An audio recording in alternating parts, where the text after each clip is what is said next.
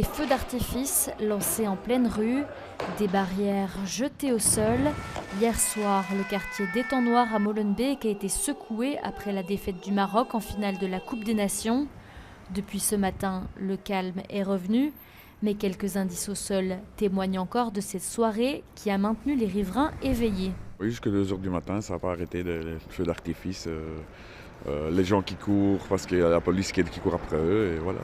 Cette fois, la présence de bénévoles pour encadrer l'événement n'a pas été suffisante, car si le début de soirée s'est déroulé dans le calme, la police est intervenue peu après la fin du match. On a été obligé, parce que ça allait trop loin, on a été obligé de faire intervenir la police qui les a donc évacués. Et dans l'évacuation, ils ont cassé des vitres d'abribus, ils ont érigé des mini-barricades.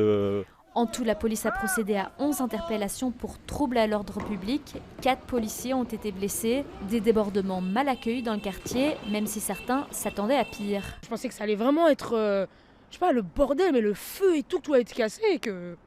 Enfin, peut-être que j'exagère un peu peut-être en disant ça, mais je pensais vraiment que ça allait être pire. Les choses comme ça, c'est pas normal.